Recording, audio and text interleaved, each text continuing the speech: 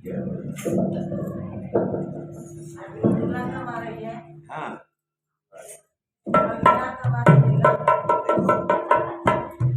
किस्मत वाली है कि बंद होने के बाद भी फिर चालू कर दिया हमने।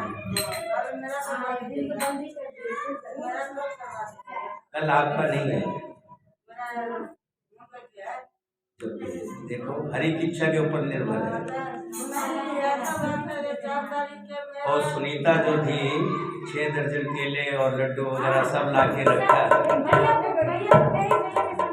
बोलिए श्यामति रामचंद्र भगवान की, सीता माता की, भरत शत्रुघ्न की, वीर लक्ष्मण की, वीर हनुमान की, अपने अपने माता पिता की, गोस्वामी तुलसीदास की, रामचरित मानस की, बोल साची दरबार की।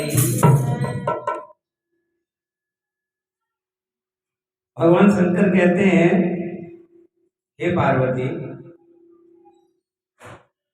मैंने ये कथा काकभूषुंड जी से सुनी और यही कथा गरुड़ जी ने काकभूषुंड से सुनी। पार्वती कहने लगी कि नाथ, मुझे कुछ संदेह है कि भगवान की भक्ति तो बड़ी मुश्किल से मिलती है। बहुत से ऋषि मुनि हैं जो बड़े बड़े तप करते हैं, उनको भी भगवान की भक्ति बड़ी कठिनता से मिलती है। फिर काकभूषुंड को ये भक्ति कैसे मिली और आपने कब सुन ली? मैं तो हमेशा आपके साथ रहती हूँ, फिर आपने कब सुनी? मुझे विस्तार से बताइए, मेरा संदेह दूर कीजिए। तब भोले शंकर कहने लगे कि पार्वती, पिछले जन्म में तुम दक्ष की बेटी थी और दक्ष ने आपका अपमान किया तो आप अग्निकुंड में कूद गए। मेरे गणों ने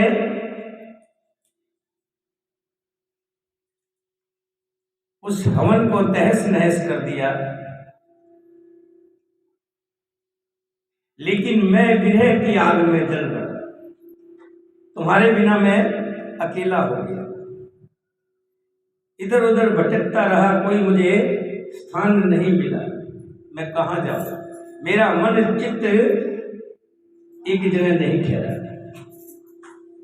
फिर मैं नील पर्वत पर पहुंचा। कहाँ पहुंचा?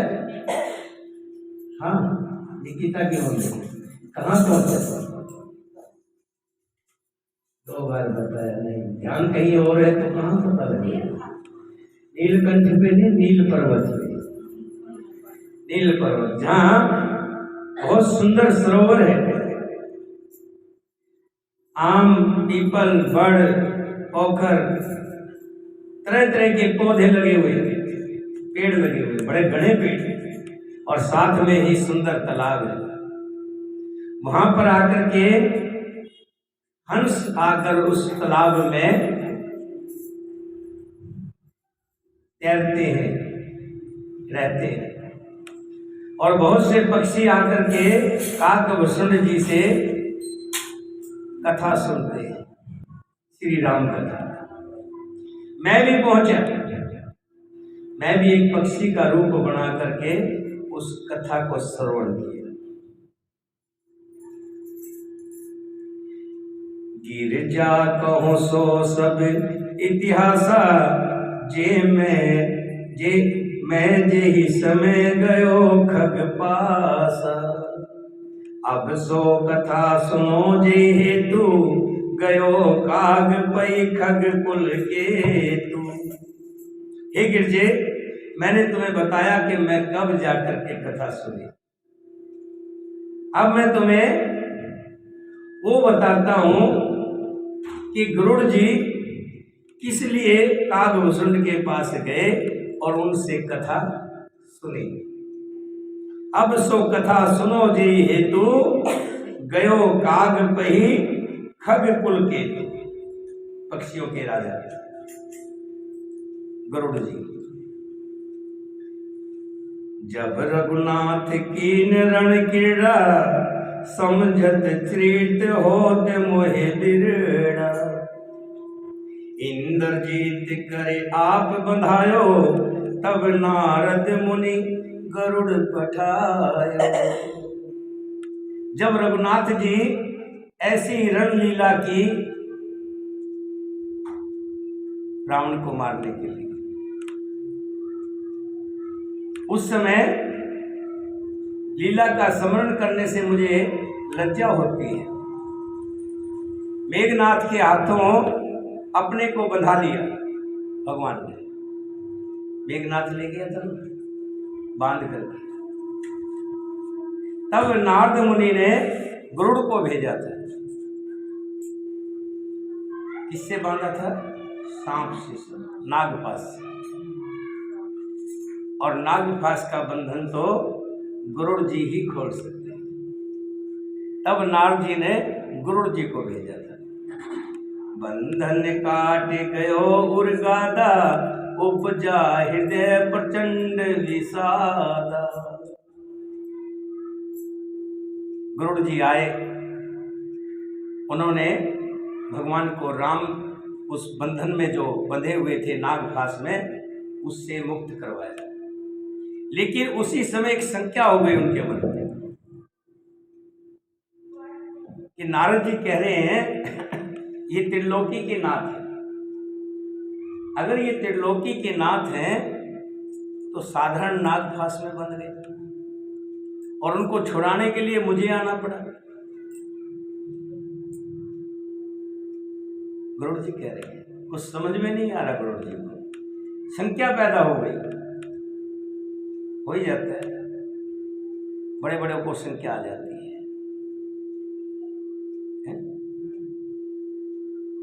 क्योंकि ये विचार करने वाली बात है। कोई भी आदमी भ्रम में पड़ जाएगा कि भगवान होते तो गरुड़ के इस पे नागपाश के बंधन में कैसे बंधते। जैसे पार्वती जी को आ गया था कि अगर ये सत्तानंद हैं, भगवान हैं, तो फिर स्त्री के विरह में क्यों घूमते फिरते हैं? भगवान तो अंतर्यामी होता ना, भगवान को तो सब मालूम है और सब तरह से सामर्थ्य है। तो गरुड़ जी इसी में प्रभु बंधन समझत बहुभांति, करत विचार उर्गे आराती। प्रभु के बंधन को स्मरण करके सर्पों के शत्रु गरुड़ जी बहुत प्रकार से विचार करने लगे। व्यापक बर्मा विरज बगीसा, माया मोह पार परमीसा। सो अवतार सुनो जग माही, देखो सो प्रभाव कछु नाहि। जो व्यापक है, विकार रहित है, वाणी के पति और माया मोह से परे हैं, जो ब्रह्मा है, परमेश्वर है। मैंने सुना था कि जगत में उन्हीं का अवतार है, पर मैंने उस अवतार का प्रभाव कुछ देखा नहीं। अगर वो प्रभु का अवतार हैं तो फिर ये साधारण मनुष्यों की तरह नागपाश में कैसे बन गए? गरुड़ जी मन में विचार कर रहे। भव बंधन ते छूट ही, नर जप जा कर नाम। जिसका नाम जप करके लोग भव बंधन से छूट जाते। भव बंधन ते छूटे ही, नर जप जागर नाम। खरब निशाचर बांधियो, नाग पास सोई राम सियावर। राम मेरे मधुरा जय श्री राम, जय जय राम मेरे मधुरा।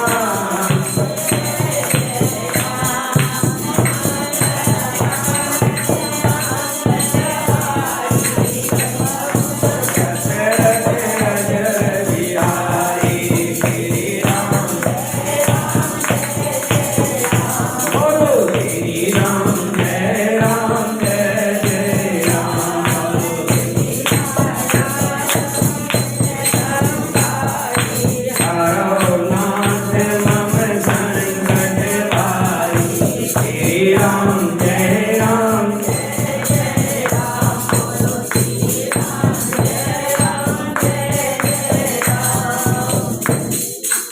गुरु जी मन में सोचते हैं, जिनका नाम जप कर मनुष्य संसार के बंधन से छूट जाते हैं, उन्हीं राम को एक तुच्छ राक्षस ने वो भी नागपाश में बांध लिया।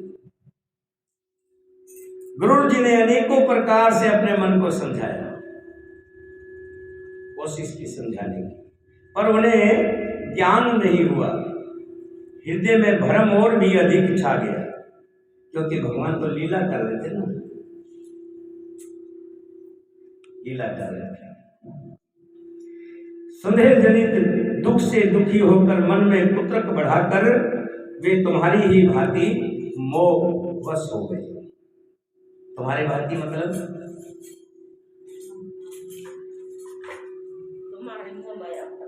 तुम्हारी भांति। शंकर भगवान कह रहे हैं पार्वती को कि जैसे तुम मोह के वश हो गई थी, तुम्हारी ही भांति गुरु जी भी मोह के वश हो गए। संख्या हो गई मन में कि ये राम जी नहीं है, सच्चिदानंद नहीं है, हरि नहीं है, मेरे विष्णु भगवान का अवतार नहीं है, कैसे मान लो। मन में संख्या हो गई। शंकर भगवान कह रहे हैं कि पार्वती तुम्हारी ही तरह है, व्याकुल गयो, जब व्याकुल हो गया, नहीं कुछ समझ में आया, व्याकुल गयो देव ऋषि पाई, कहस जो संशय निज मन माई। व्याकुल होकर के कहा गए नारद जी के पास, देव ऋषि नारद जी व्याकुल होकर के, व्याकुल गयो देव ऋषि पाई, कहस जो संशय निज मन माही। जो मन में संशय था उसको बताया, उसको कहा, सुन नारद लागे अति दाया, सुन खग प्रबल राम के माया। नारद जी को गरुड़ जी की बात सुनकर के बड़ा तरस आया और कहने लगे कि हे गरुड़ जी, भगवान की लीला बड़ी अपरंपार है, तुम्हारी बात नहीं, इस भगवान की माया के विधिवंश बहुत से लोग धोखा खा गए। मैं भी एक बार ऐसे ही हुआ था मेरे साथ है? कि मैंने जब कामदेव को जीत लिया था तो मेरे मन में भी घमंड उत्पन्न हो गया था, अभिमान हो गया था। मैं ब्रह्मा जी के पास गया, शंकर जी के पास गया और जाके अपनी बात बताई। विष्णु भगवान के पास भी गया। जब हरि ने देखा मेरे मन में कहीं न कहीं अभिमान का बीज पैदा हो गया है, पौधा पनप गिरा है, अगर मैंने इस पौधे को अभी नहीं मिटाया तो ये पौधा अंदर बहुत बड़ा हो जाएगा और मेरे भगत के लिए बड़ा नुकसानदायक होगा। कि जो भगवान का भगत होता है उसके मन में काम, क्रोध, लोभ, मोह, अहंकार रूपी वृक्ष अगर पैदा हो जाए तो उसका पतन हो जाता है, खत्म हो जाता है। इसलिए अपने भगवान भगत की रक्षा करने के लिए उन्होंने एक माया की नगरी रची। उसमें विश्वमोहिनी नाम की कन्या बहुत सुंदर, और मैं उधर से जा रहा था तो मैंने विश्वमोहिनी का हाथ देखा तो साक्षात लक्ष्मी थी। उनके चिन्हों को देखकर मेरे मन में आया कि मैं इससे शादी कर लूं, और मैंने श्री हरि से उनका रूप ले लिया और श्री हरि ने अपना रूप ना देकर वानर का रूप मुझे दे दिया। और मैं उस सभा में जा बैठा जहां पर विश्वमोहिनी नाम की जो माया की रचना रची थी शहर की। अब जब विश्वमोहिनी स्वयंवर के लिए आई श्री हरि उसको विवाह कर ले गए। मुझे बड़ा गुस्सा आया। मैंने गुस्से में श्री हरि को श्राप दे दिया, विष्णु भगवान को श्राप दे दिया। और जब श्री हरि ने मेरी पट्टी खोली, माया की पट्टी खोली, तो मैं एकदम से पागल हो गया। ये मैंने क्या कर दिया? उसी को श्राप दे दिया जिसका मैं भगत हूं, जिसका मैं नाम रटता हूं। क्यों दे दिया? अहंकार, क्रोध, ये जो अवगुण आ गए, जो ऋषि में नहीं होने चाहिए, संत में नहीं होने चाहिए। मेरे भगवान ने मेरे कल्याण के लिए ही माया रची थी और मेरे कल्याण के लिए अपने ऊपर श्राप ले लिया। देखो, ये है मेरे दयालु हरि। तो नारद जी कह रहे हैं, जो ज्ञान कर चित अपरहि, बरियाए विमोह मन करहि। जेहि बहु बारिन चावा मोई, सोई व्यापे विहंग पति तोहि। जिसने कई बार मेरे को नचाया है, वही संख्या अब आपके भी उदर में, पेट में पैदा हो गई है, मन में पैदा हो गई है। मोह माया उपजा उर तोरे, मिटेन बेग कहे खग मोरे। ये जो तुम्हारे अंदर मोह पैदा हो गया है, जो संशय पैदा हो गया है, वो मेरे मिटाने से नहीं मिटेगा। मैं अगर तुम्हें कहूंगा तब भी वो नहीं हटेगा। चतुरानन पहि जाओ खगेसा, सोई करे जेहि होए निद्रेसा। आप ब्रह्मा जी के पास जाइए, ब्रह्मा जी ही तुम्हारी इस संदेह को दूर कर पाएंगे। अस कह चले देव ऋषि, करत राम गुण गान। हरि माया बल वर्णत, पुनि पुनि परम सुजान। सियावर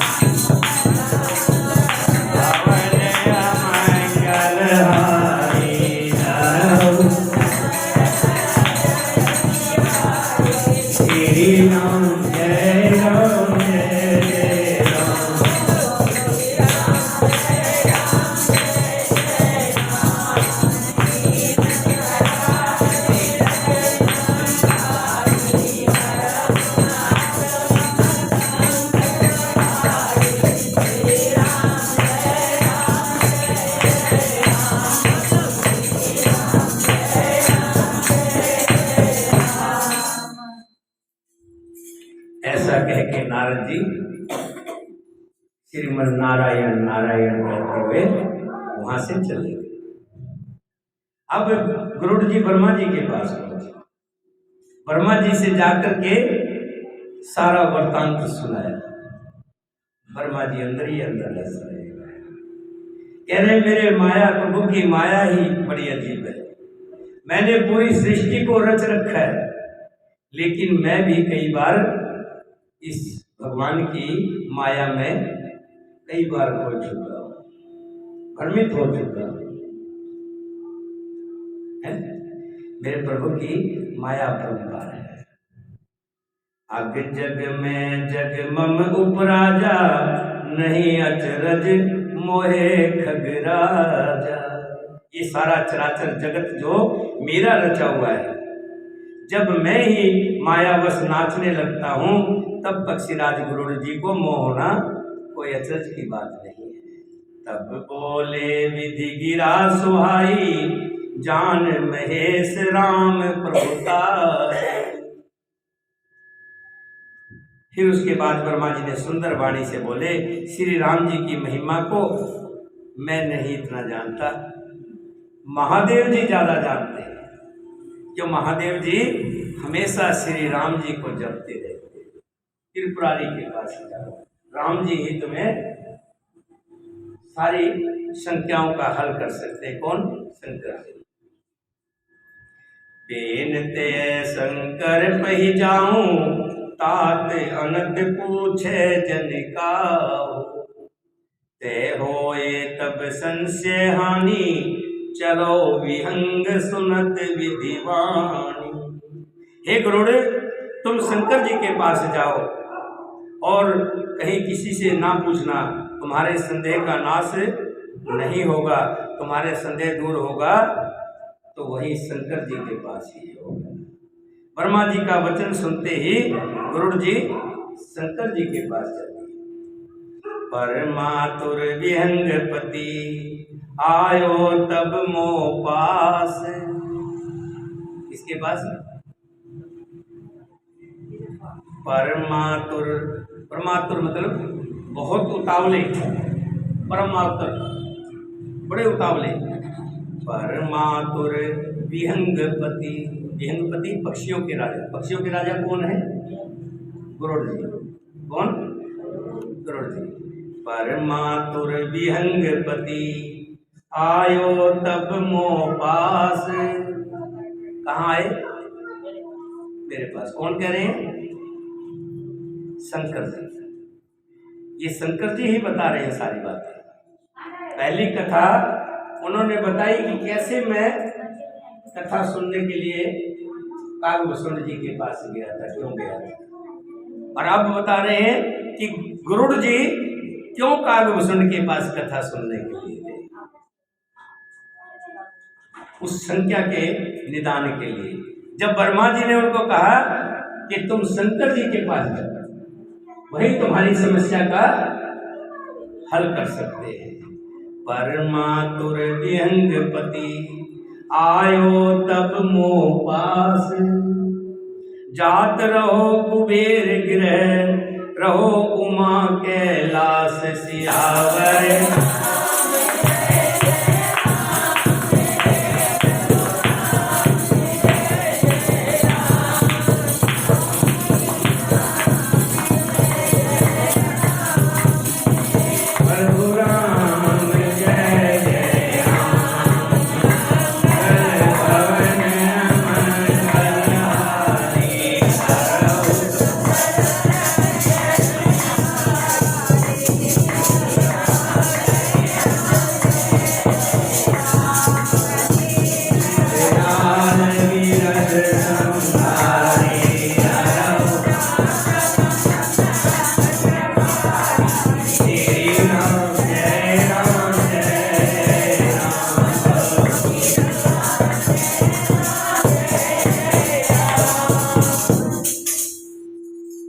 अब गरुड़ जी कहाँ पहुंचे?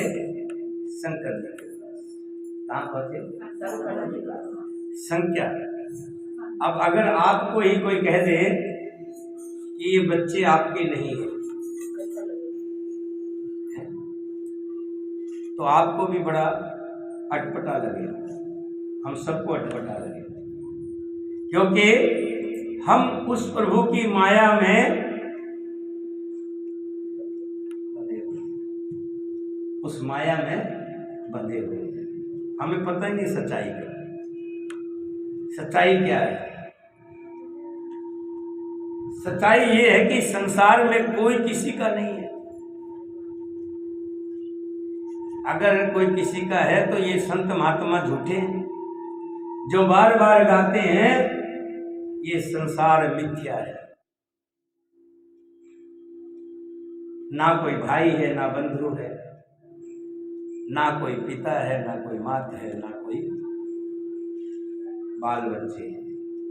ये सिर्फ माया का जंजाल है जिसमें हम बंधे हुए हैं, फंसे हुए हैं।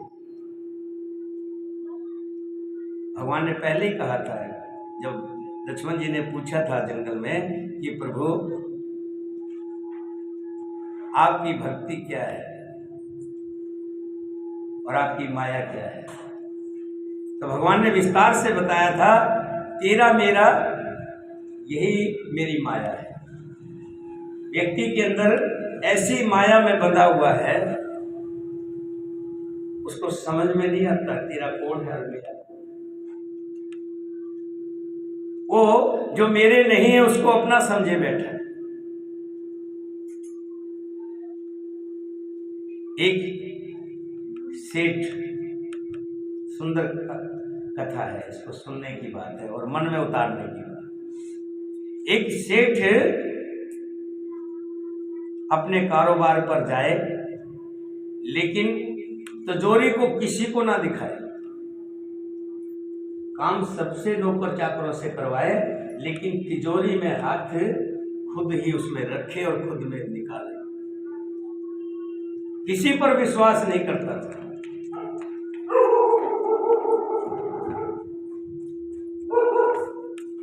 सेठ किसी पर विश्वास नहीं करता था।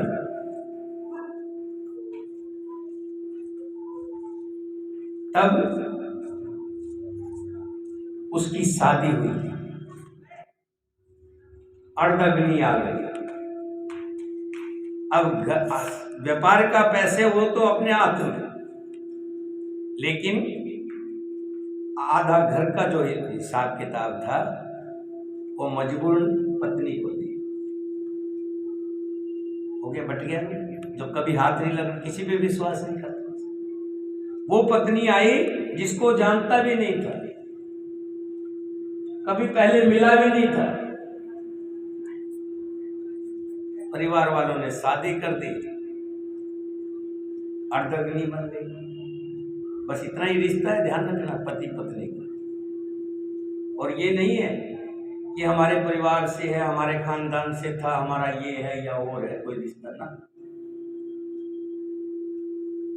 इतना ही रिश्ता है। समाज ने 7 अग्नि के साथ 7 फेरे कर दिए और वो हमारा संबंध बन गया पति पत्नी। बस, इससे बढ़ के कुछ नहीं। वो विश्वास समझे। अब उसकी मजबूरी हो गई कि घर का हिसाब किताब उसको देने लगे, लेकिन तिजोरी फिर भी नहीं दे रहा किसी को, उसमें ना हाथ लगाने दे किसी। फिर एक पुत्र हो गया। पुत्र कहो, अब आपकी भाषा में पुत्र है और मेरी भाषा में ठग है। आध्यात्मिक अगर हम भाषा कहें तो ये सब ठग है, जो हमें ऐसे रूप बना के ठगते हैं जैसे ठग ठगता है, तो कभी भी महसूस नहीं होने देता। साड़ी की दुकान पे जाओगे, बहन जी बैठो, चाय मंगवा दें, ये कर दें, बड़े प्यार से बात करेगा। अगर प्यार से बात नहीं करेंगे तो आपको ठगेगा कैसे है? और आप उसकी ठगाई में इतने बढ़िया तरीके से आते हैं, 5,000 वाली साड़ी 7,000 में खरीद लाते हैं।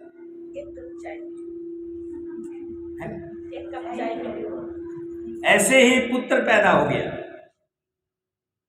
बड़े अच्छे नौकर नौकरानी उसके लिए रखी। जैसे बड़ा हुआ, उस ठग के लिए अच्छे स्कूल में, जो बहुत बढ़िया स्कूल है, उसमें उसके पढ़ने का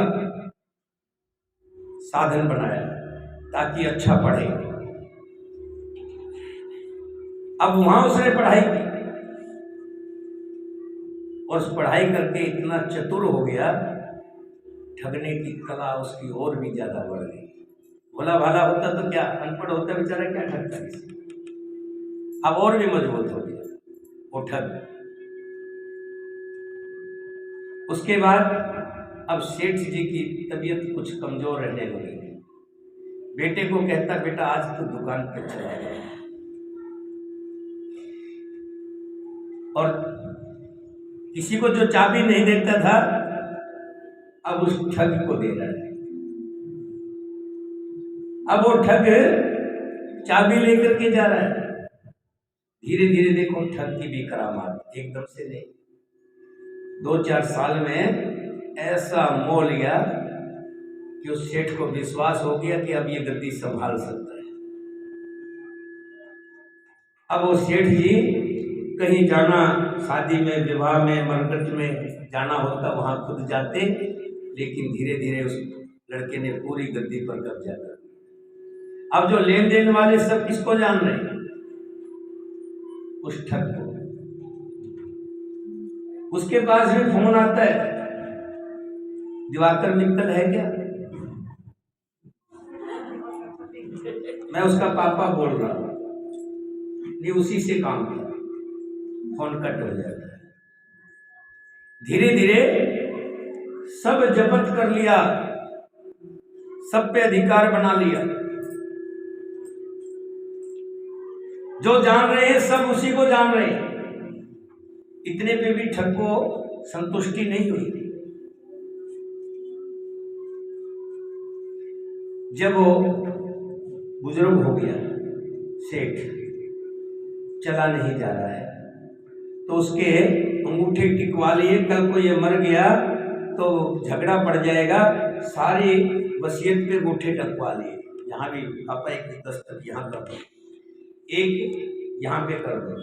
सब जमीन जायदाद थी। उसके मरने से पहले ही जब वो चारपाई पे पड़ा था, किसी न किसी बहाने से जो साथ में ठगनी आई हुई थी ना, वो भी तो शिक्षा देती थी कि कल को मर गया तो बाद में फिर बड़ी दिक्कत होगी अपने नाम कराने। हो सकता है लड़कियां ना बीच में पंगा डाल दें कि बाप की संपत्ति में हमारा भी हिस्सा है, तो इसलिए किसी न किसी बहाने से अंगूठा टिकवा दो। फिर झमेला खत्म कि जीते जी बाप मेरे नाम कर गया था, तो ये संपत्ति मेरी है। अब उस ठग की करामात देखिए, इतने प्यार तरीके से, और सब संपत्ति अपने नाम कर ली। उस पे भी उसको विश्वास इतना नहीं हुआ। सेठ जी मर गए तो उसको कंधा देने के लिए दूसरा कंधा नहीं देंगे, मैं कंधा दूंगा। कभी दूसरे शमशान में ना ले जाके किसी डॉक्टर के पास ना ले जाए, दोबारा जिंदा ना हो जाए। उससे पहले कई डॉक्टरों से बुला के देखा, देखो इसको कुछ है तो नहीं, प्राण बचे तो नहीं इसके। जब डॉक्टर ने बिल्कुल अच्छी तरह तसल्ली करके कह दिया मर गया है, तब अपने कंधे पर लेके गया और आगे के सुपुर्द भी अपने हाथ से किया। किसी पे विश्वास नहीं करा। ठग की खास बात होती है, अपने हाथों से ही आग दिया। फिर भी उसको विश्वास नहीं है कभी लौट के ना आ जाए। लाठ लिया, उसके सिर में अच्छी तरह से मार दिया, उसको बोलते कपाल गिरिया। लठ मार के लठ ऊपर से फेंक दिया। फिर भी उस ठग को विश्वास नहीं हो रहा, कभी ऐसा ना हो कुछ आ जाए। तो सब पंडितों को बुलाया, पंडितों को बुला करके प्रेत विधि रोकने के लिए कि प्रेत बन के घर में ना आ जाए। 13वीं कहते हैं जिसको, 10वीं 13वीं मरने के कर्म होते हैं, ताकि वो दोबारा इस घर में ना आ जाए। सारे रास्ते बंद कर दिए। देखो प्रभु की माया नहीं है। जिसको हम बेटा बेटी कहते हैं, जिसके लिए क्या नहीं करते, अब उसको अब मैं कहूं कि ये आपका बेटा नहीं है, ये तो ठग है, तो कोई मानेगा?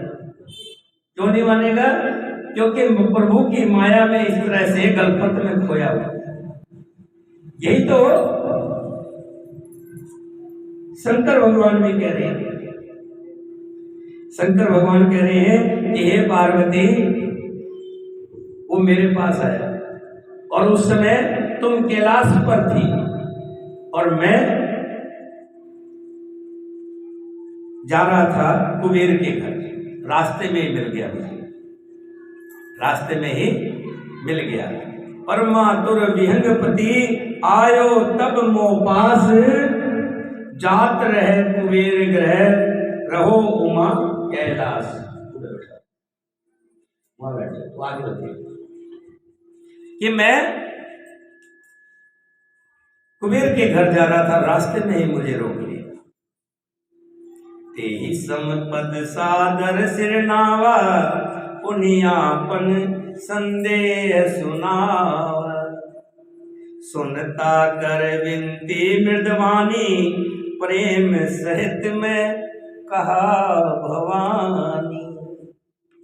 गुरु जी ने आदरपूर्वक मेरे चरणों में सिर नवाया और फिर मुझको अपना संदेश सुनाया। हे भवानी, उसकी विनती और कोमल वाणी सुनकर मैंने प्रेम सहित उनसे कहा, मिलो गरुड़ मार्ग में मोही, कवन भांत समझाऊं तोही। अगर तू कैलाश पर्वत पर आता तो मैं तुझे बैठ करके समझाता, बताता। अब रास्ते में मैं तुम्हें क्या समझाऊं, कैसे बताऊं? तबै होए सब संशय भंगा, जब बहुकाल करो सत्संगा। हे गरुड़, तुम मुझे रास्ते में मिले हो, राह चलते मैं तुम्हें किस प्रकार समझाऊं। सब संदेहों का तो तभी नाश हो, जब काफी दिन तक सत्संग को सुनोगे, कथा को सुनोगे, ऐसे लोगों के बीच में बैठोगे जो सत्संगी हो। जो ये जो दाग है ना, संशय रूपी दाग, संसारिक माया रूपी दाग, ये इतना गहरा हो चुका है, अब इसको धोने में, एक बार के धोने से ये दाग नहीं जाएगा। इसको तो रगड़ रगड़ करके, ज्ञान रूपी साबुन लगा करके तभी ये दूर होगा। और ज्ञान कहां से आएगा? सत्संग से। कहां से आएगा? सत्संग से। और ये सत्संग जो चल रहा है, हाँ, सुनो तहां हरि कथा सुहाई, नाना भात मुनि जो गाई। जेहि महु आदि मध्य अवसाना, प्रभु प्रतिपाद राम भगवान। और वहां सत्संग में सुंदर हरि कथा सुनी जाए, जिसे मुनियों ने अनेकों प्रकार से गाया है, और जिसके आदि मध्य और अंत में भगवान श्री राम जी की मूर्ति छुपी हुई है। नित्य हरि कथा होत जय भाई, पठो तहां सुनो तुम जाई। तुम वहां जाओ जहां नित्य भगवान की कथा होती हो।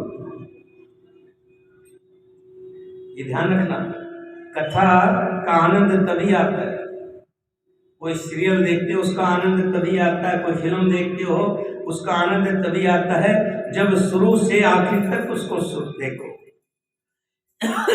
अगर बीच में कुछ दिन छोड़ दिया फिर शुरू कर दिया तो उसका आनंद नहीं आएगा। कि बीच में क्या क्या हुआ पता ही नहीं। बच्चा पढ़ता है, अगर 4 दिन स्कूल में ना आए, 6 दिन आए, फिर 4 दिन ना आए, फिर 6 दिन, फिर पेपर के समय में क्या होता है, वो बच्चा फेल होता है, क्योंकि उसको बीच की हिस्ट्री का पता ही नहीं। हरि कथा में नित्य आवे, यही कहा है प्रभु ने। नित्य हरि कथा होत जहां भाई, पठो तहां सुनो तुम जाई। जहां हरि की कथा नित्य होती हो, रोजाना होती, ये नहीं 5-4 दिन कथा हो रही है वहां गए, उस समय में नहीं आएगा। नित्य कथा होती है, और कथा सुनाने वाला भगवान श्री राम के मन से कथा सुनाता। अब कहोगे कथा तो मन से ही सुनाई जाती है, बिना मन से कौन कथा सुनाता है? मन से क्या ध्यान हरि में ही हो, दक्षिणा में ना हो। आप यहां बैठे, अगर यहां बैठ करके घर में ध्यान हो, ध्यान कहीं होगा तो कथा सुनेगी, कथा का पता लगेगा क्या होगा, क्या कहा। एक महिला कथा में आती, 5-7 दिन बाद कथा में आना बंद हो गया। महात्मा जी मिले, पूछे भाई कथा में क्यों नहीं आ रही? अरे जी वहां तो बस शोर इतना होता है, कुछ समझ में नहीं आता।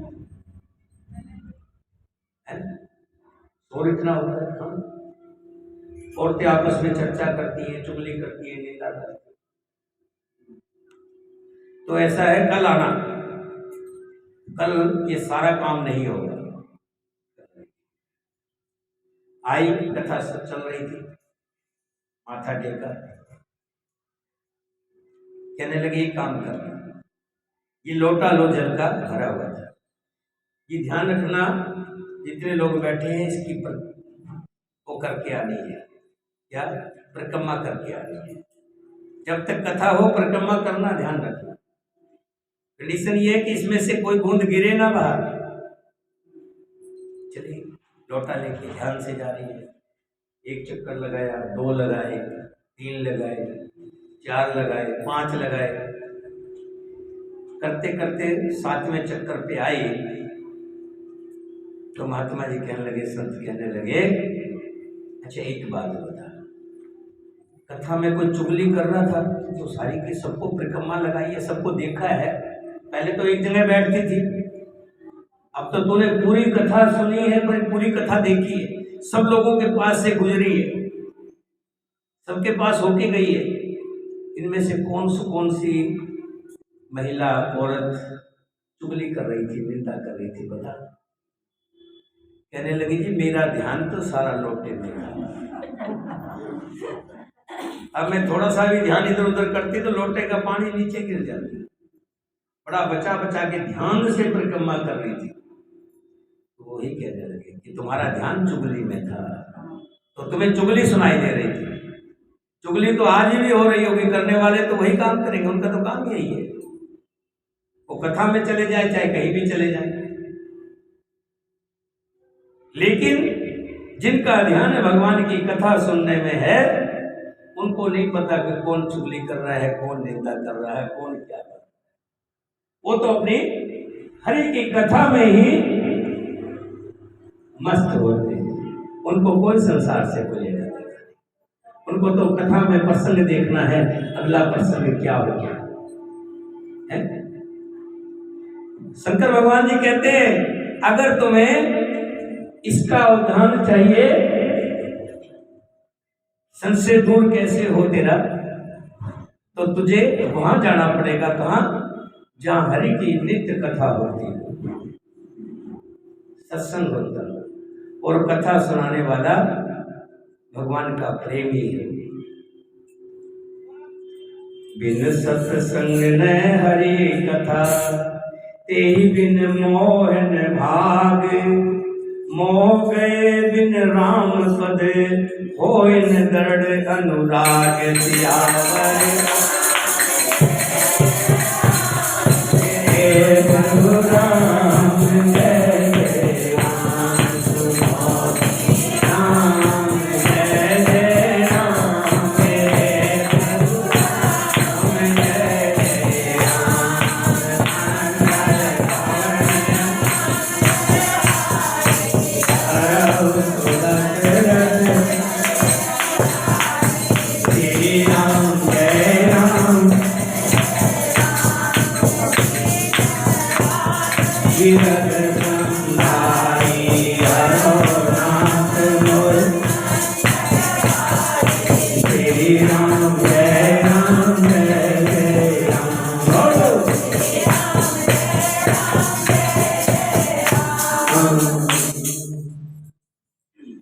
जब तक हरि की कथा में नहीं जाओगे, तब तक इस मायावी संसार से नहीं छूट पाओगे।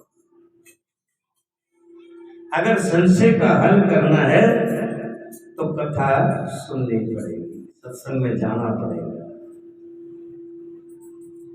इतना कहा शंकर जी ने।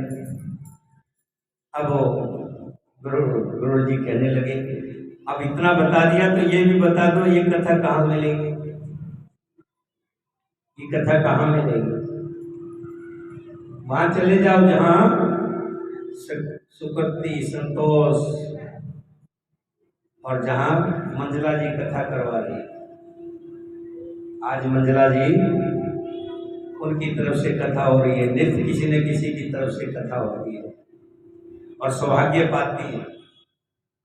और वहीं राम का भगत कथा सुना रहा हो, बैठ करके ध्यान से सुनो। जब आप कथा सुन लेंगे, राम का भगत कौन, आग सुन लेंगे।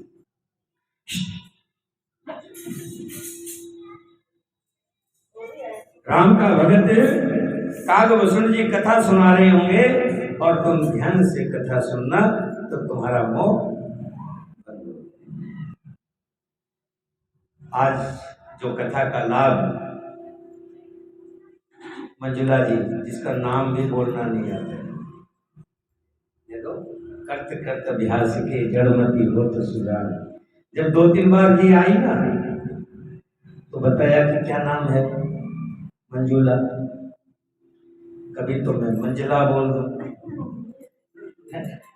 बड़ा थोड़ा सा अड़ब सा नाम था ना, लेकिन अब कोई पूछे तो मंजुला। क्यों? मेरा नाम तो आप सही से बोलते हैं, मंजुला मेरा नाम एकदम है मंजुला है। मंजुला क्या नाम है? मंजुला। हमारे नाम कहिए था सुकृति देवी। सुकृति नहीं है, सुकीर्ति। देखो देखिए, मैं आपको एक बात बता देता हूँ, मैं आपको बताता हूँ, ये जो नाम है ना, ये संसारिक नाम है। असल हमारा नाम क्या है बताओ कोई? असली नाम क्या है? ये तो संसार ने अपने लाभ के लिए आपका नाम रख दिया। किसी का नाम मंजुला रख दिया, किसी का सुकृति रख दिया, किसी का रंजना रख दिया। ये तो संसार ने रखा, हमने नहीं रखा। ये असल हमारा नाम क्या है? जो भगवान पे आते हैं हमारा क्या नाम है?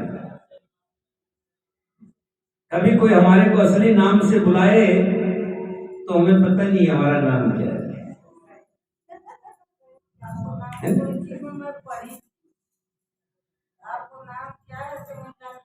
नहीं, मेरा नाम कोई भी कहेगा, मित्र जी कह देगा तब मुझे लगेगा मुझे पुकार रहा है। कोई साधु राम कह देगा तो मुझे लगेगा मुझे कोई पुकार रहा है। ये सब संसार ने अपनी व्यवस्था के अनुसार नाम दे दिए, अपनी सुविधा के अनुसार, लेकिन हमारा ये नाम नहीं है। जिस दिन हम इस संसार से चले जाएंगे हमारा नाम भी चला जाएगा, ध्यान रखना। कोई ये नहीं कहेगा सुकृति देवी को उठा लो, कोई नहीं कहेगा। सब ये कहेंगे बॉडी को बाहर ले आओ, बॉडी को ले चलो। कोई नहीं कहेगा सुकृति देवी को उठा लो, एक भी नहीं कहेगा। कोई ये नहीं कहेगा मेरी माँ को उठा लो, कोई ये नहीं कहेगा मेरी पत्नी को उठा लो कंधे पे। हमारा नाम जब तक है, जब तक ये प्राण है। ये संसार बड़ा स्वार्थी है, ये संसार बहुत ही स्वार्थी है। जब तक गुड़ में से रस आता तब तक मक्खी आकर के बैठती है, जब गुड़ में से रस आना बंद हो जाता तो मक्खी भी नहीं आती वहां। इसी तरह ये संसार बड़ा स्वार्थी है।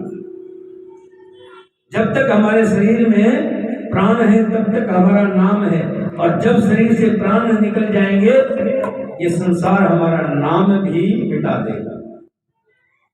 कोई ये नहीं कहेगा कि साधु राम मित्तल को उठा के ले चलो, सब ये कहेंगे बॉडी को उठा दो। सब कहेंगे, ये नहीं कहेंगे साधु राम मित्तल बहुत भारी है, मोटा था, लोग कहेंगे बॉडी बहुत भारी है, कंधे दर्द करने लगे। हमारा नाम भी वही खत्म हो जाएगा। अब आप कहेंगे कि हमारा नाम है क्या? हमारा नाम है आत्माराम। हम उस प्रभु की आत्मा है। अब लड्डू होता है और लड्डू का जो दाना दाना इधर गिरा होता है भूरा कहते हैं, क्या बोलते हैं? भूरा हो जाता है जब लड्डू बिखर जाता है। तो क्या इस जब अलग अलग हो जाता है, मान लो ये फूल ही हो गया, चूड़ा ही हो गया, तो इसको अलग कुछ बोलेंगे या इसको कुछ अलग बोलेंगे? सब एक ही बोलेंगे, चूड़ा है। इसको भी कहेंगे चूड़ा है, इसको भी कहेंगे चूड़ा है, इसको भी कहेंगे चूड़ा है। क्या सबके अलग अलग नाम होंगे? क्या एक ही नाम है। इसी तरह हम भगवान के अंश से उस लड्डू के ही टुकड़े हैं, अलग अलग चूड़ा है। तो हमारे नाम अलग अलग क्यों? ये प्रभु की माया, माया इसी को तो माया कहते हैं, भ्रमित करने के लिए भ्रम रहे हैं। असल में तो हम सब क्या है? चूड़ा है, चूड़ा। मतलब जैसे लड्डू टूट जाता है तो उसके अलग अलग चूड़ा हो गया। जो दाना उठाओगे तो कहोगे क्या है? चूड़ा है। ये क्या है? चूड़ा है। ये क्या है? चूड़ा। सबका नाम एक ही है, वो है आत्मा। आई कहां से? परमात्मा के पास। जिस दिन मनुष्य ये जान लेता है मैं आत्मा हूं और मैं परमात्मा का अंश हूं, है कुछ नहीं, ठीक है, रहने दीजिए, रहने दो भाई। मैं परमात्मा का अंश हूं, उसी दिन हमें ज्ञान पैदा हो जाएगा, हमें अंदर से ज्ञान पैदा हो जाएगा। ये संसार मेरा नहीं है। बोलिए सियापति रामचंद्र भगवान की। अब गरुड़ जी वहीं जाएंगे, कहा? जहां काकभूषण जी श्री राम जी की कथा सुना रहे हैं। तो लगातार कथा सुनेंगे आप, ध्यान रखना। मैं मानता हूं कोरोना का जो कुछ है काल, लेकिन अपने बचाव के साथ। जैसे अभी बैठे ना, दिखा दो जरा श्याम, जैसे हम बैठे हुए दूर दूर होकर के, मास्क लगा करके। सुपट्टी देवी आप भी मास्क लगाया। हाँ, चेहरा दिखाने की जरूरत नहीं है, ये फोटो आएगी तो अपना स्वास्थ्य का ध्यान रखना जरूरी है। मास्क लगा करके रखें और दूर दूर होकर के अपने आप बैठ जाए। ये कहना ना पड़े कि भैया नहीं तुम वहां बैठो, खुद ही अपना ध्यान रखो। कम से कम 2-2.5 फुट का फैसला रखो। अगर जगह ना मिले तो जमीन पे बैठ जाओ, कोई बात नहीं। जो प्रभु का नाम जहां बैठ करके भी आप सुन लेंगे, आनंद ही आनंद है। अब गुरु जी जाएंगे काकभूषण जी के पास, कल की कथा में विस्तार से बताएंगे। बोलिए सियापति रामचंद्र भगवान की, सीता माता की। अब गुरु जी वहां पहुंचे, कहां पहुंचे? कथा हो रही थी, लेकिन कथा हो चुकी थी। कथा होने के बाद क्या होता है? आरती होती है। तो वहां आरती होती है। अब कहेंगे पक्षियों के जहां सारे पक्षी बैठे थे वहां आरती कैसे हो रही होगी? आग किसने जलाई होगी? दीपक किसने जलाया होगा? और मन की आरती कर रहे थे। उनके हाथ में सुंदर सा सोने का थाल, ले लीजिए आप, सुंदर का थाल, सोने का थाल हाथ में ले लें और उसमें चांदी की कटोरी, पंचमेवे, 50 मिष्टान और 5 फल रखे और धृत शुद्ध गाय का घी। अपने हाथ से कपास निकाल करके उसमें दीपक बना, ज्योत बनाई और उस घी में डुबो करके ज्योत जलाई हुई है। सुंदर आरती सजी हुई है और हम सब मन के भाव से आरती करेंगे, जैसे वो पक्षीगण कर रहे थे काकभूषण जी के वहां पे। सभी कैसे कर रहे हैं?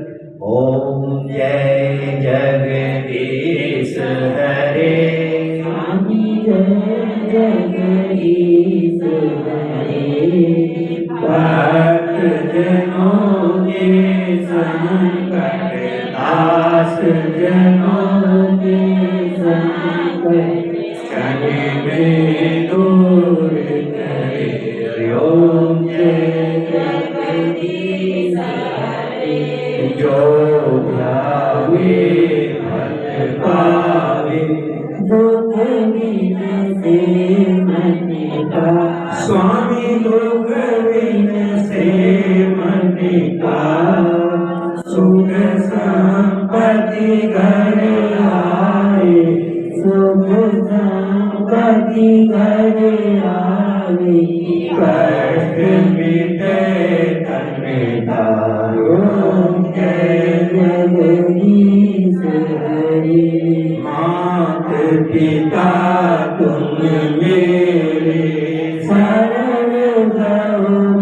किसकी, स्वामी शरण करो मैं किसकी, तुम बिन और न दूजा, प्रभु बिन और न दूजा, आस करो मैं किसकी, हरि ओम जय जगदीश हरे, तुम पूर्ण परमात्मा, तुम अंतर्यामी, स्वामी तुम अंतर्यामी,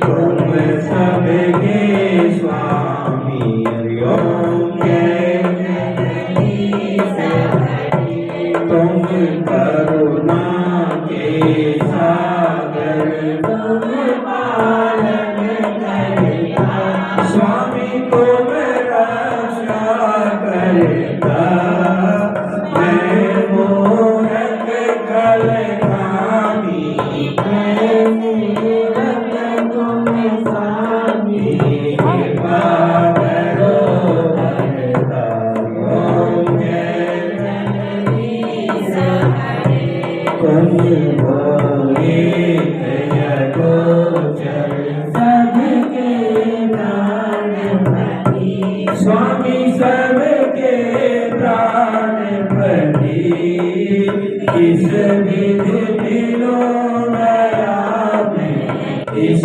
विधि मिलो दया में, तुमको मैं तुम्हारी, हरि ओम जय जगदीश हरे, दुख हरता आतुर तुम मेरे, स्वामी राजन तुम मेरे, अपने हाथ उठाओ, अपने शरण लगाओ, द्वार बड़ा तेरे, ओम जय जगदीश हरे, विष निकार मिटाओ, पाप हरो देवा, स्वामी कष्ट हरो देवा, सरदा भक्ति बढ़ाओ, सरदा वेद बढ़ाओ, संतन की सेवा, ओम जय जगदीश हरे, शाम तन मन धन सब कुछ है तेरा, स्वामी सब कुछ है तेरा, तेरा तुझको अर्पण, तेरा तुझको अर्पण, क्या लागे मेरा, ओम जय जगदीश हरे, श्याम सुंदर की आरती तो कोई नर गावे, स्वामी प्रेम सहित गावे, प्रेम रहित नहीं प्रेम सहित गावे, स्वामी कहत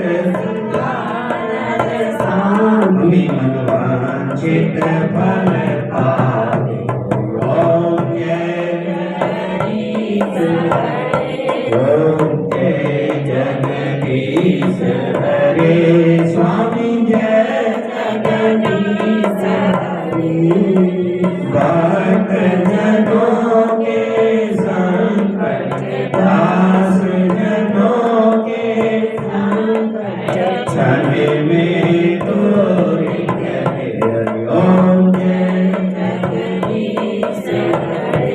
ये हमारी मानस आ रहा, मन से आ रहा, इसमें ना तो कोई दिशा का बोध आता है कि हम किस दिशा में बैठे हैं। हम हमेशा आरती करें, सामने सूर्य प्रकाश, सूर्य का प्रकाश हो रहा है।